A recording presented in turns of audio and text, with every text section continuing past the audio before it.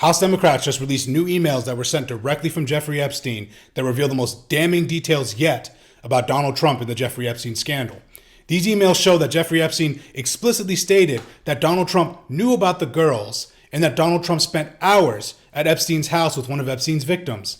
These details are super damaging, they're incredibly newsworthy, and we got to dive into them. I'm an independent journalist that's been covering Donald Trump and American politics for over a decade now. I've made appearances on MSNBC, CNN. I documented every single day of Trump's first term. And I write a best-selling Substack newsletter in which I've been covering Project 2025 since 2023. And these emails straight from House Democrats are worthy of putting up on our screen and diving into the specifics because they released the actual screenshots of the emails. I want to show you guys what Jeffrey Epstein was saying. All right, email number 1 from House Democrats. This is straight from their release.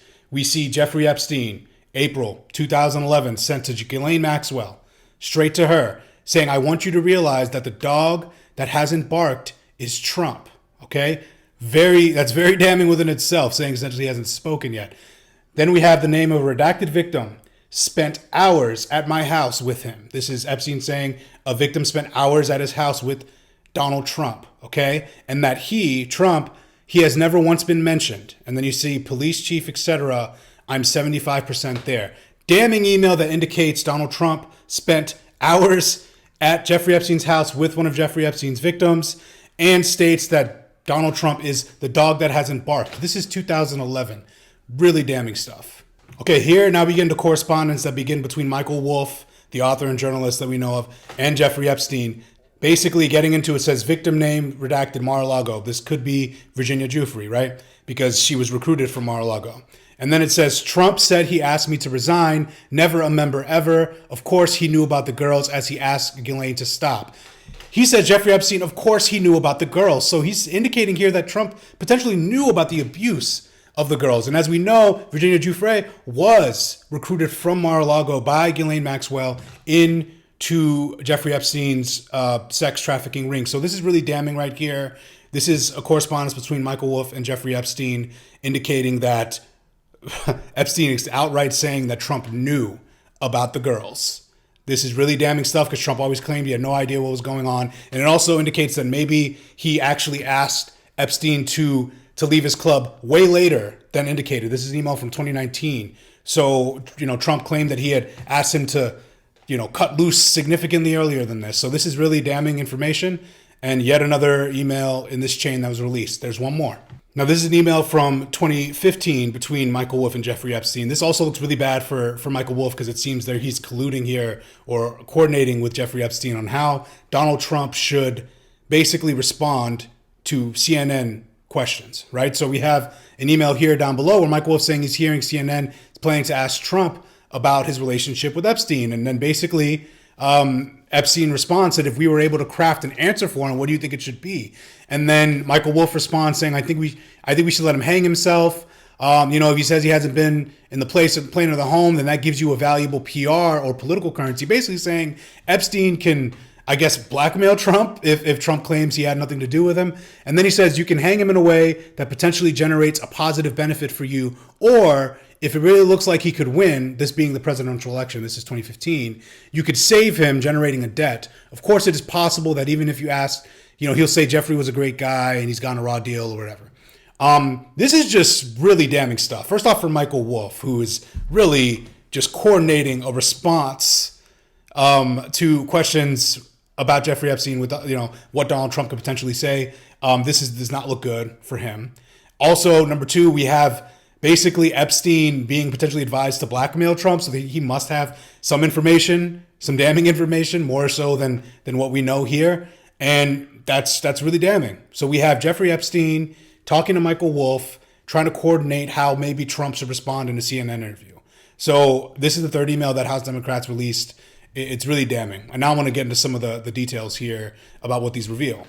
So let's get into the timeline a little bit. We have Virginia Giuffre, who was recruited as a 17-year-old girl from Mar-a-Lago in the year 2000 by Ghislaine Maxwell into Jeffrey Epstein's sex trafficking ring, right? We have the year 2002 where Trump's praising Jeffrey Epstein, saying he likes young women in New York Magazine. We have 2003 where Donald Trump sends Epstein that birthday card, that disgusting birthday card where he says that they share a wonderful secret, and there's that drawing of a girl, it seems. And then we see 2004. That's when they get into a bidding war in real estate, and their friendship begins to peter off there. But then in 2011, we see that Epstein's emailing Maxwell saying that Trump's the dog who hasn't barked yet, and that basically Trump spent hours with a victim of Epstein's at Epstein's house. Then we see 2015, Michael Wolff is coordinating or talking to Jeffrey Epstein about how Donald Trump maybe should respond in a CNN interview. It's unclear if Michael Wolff then sent that information to Trump. But what is clear is that they were scheming about what potentially Jeffrey Epstein could have over Donald Trump, what potential blackmail. That's a really key bit of insight there. And then we have the 2019 email, which is particularly damning. Then 2019, we have Jeffrey Epstein emailing Michael Wolff saying that, of course, he knew about the girls, naming Donald knew about the girls because he asked Ghislaine Maxwell to stop. So this kind of ties together with something else Donald Trump's been saying, where he was saying the reasons why he cut off Jeffrey Epstein is because Epstein was stealing people, staff, from his club. In this case, it was young girls. He was stealing girls, underage girls, from Mar-a-Lago, it appears. And it might have been plural, it might have been more than we know. So there's a lot more questions that are yet to be answered here. The release of the Epstein files. We have a discharge petition going on in the House today. That'll likely pass, hopefully, now with the swearing in of the new member. And then we're going to see the House vote and the Senate. But this release should definitely provide ample pressure for these files to be released, because this is really damning stuff here. There's so many questions. Which was the victim he spent hours with at Epstein's house? Of course, he knew about the girls. What other girls did Trump know about that was being trafficked? Did he know about the exact conduct that was happening? We see all of this going on. Did Trump get coached in any of his interviews? We see Epstein speaking directly to Michael Wolff.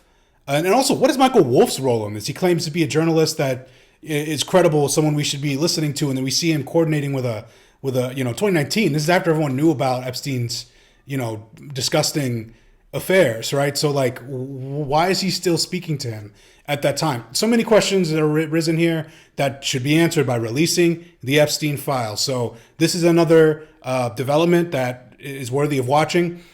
Pay attention to these votes, this discharge petition in the House. See where Republicans are, because now you're going to look like you're directly covering up for President Trump if you vote this down. So thanks for watching. If you like this content, subscribe to my newsletter. It's a best-selling Substack newsletter, Ahmed Baba News. You can also subscribe, follow me here. Keep trying to create more of these videos, just trying to navigate these ridiculous times we find ourselves in. So thank you for watching. See you next time.